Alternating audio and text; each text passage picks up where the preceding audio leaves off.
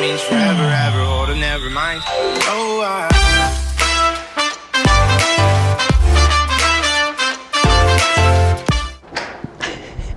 Good morning, OHS. Today is Tuesday, March 29th, and it is an A day.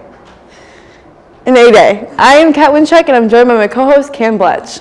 Good morning, Bucks. Coming up on today's show, we'll discuss a French club meeting, Ukraine fundraiser, and more.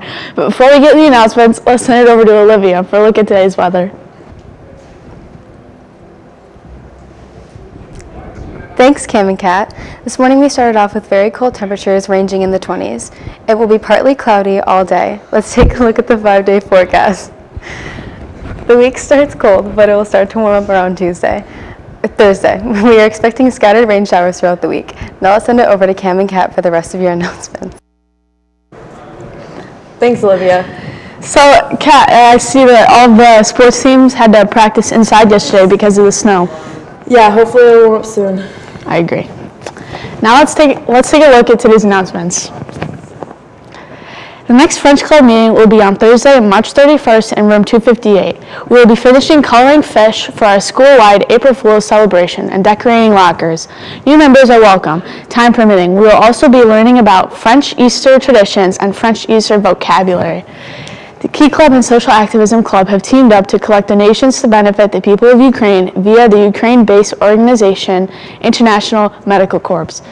Club members have decorated jars that have been placed throughout the building, along with laminated informational sheets to explain what the purpose of the collection is, as well as where the funds will be donated to. Any monetary donations, paper money or change, are greatly appreciated and can be made to any jar in the building. Jars can be found in many places around OHS. Donations can be made to any jar at any frequency until spring break begins. Our final collection and totaling will occur after the students are dismissed on Friday, April 8th. Now I'll send it over to Kat with the rest of today's announcements. Thanks, Kim. Attention seniors, the countdown to graduation celebration will be on April 8th. Seniors will be dismissed from the first period class and proceed to Layton Gym for the class photo.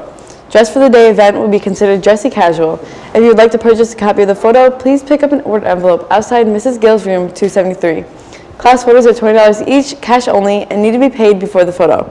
After the photo, seniors will walk back to OHS for breakfast and a show in the theater. After the show is done, your day is done. That's all for today's announcements. Let's send it to Ryan for a look at our sports. Thanks, girls. Spring sports are off and running. Tomorrow, the girls varsity lacrosse team hosts Chittenango for a season opening scrimmage. That's all for today's sports and show. As many of you know, March is Women's History Month. For more information on what that means historically and locally, let's take a look.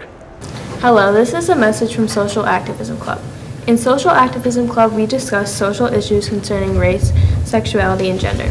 We aim to introduce and educate ourselves on sensitive subjects and issues throughout the world as well as in our school.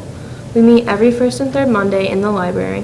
Please contact our officers if interested in joining, as well as our advisors, Mrs. Frey and Ms. Siorio, at the emails below. Today we are going to be discussing Women's History Month. Women's History Month celebrates and honors all the contributions women have made to history. It starts on March 1st and ends March 31st. This year's theme is providing, healing, and promoting hope.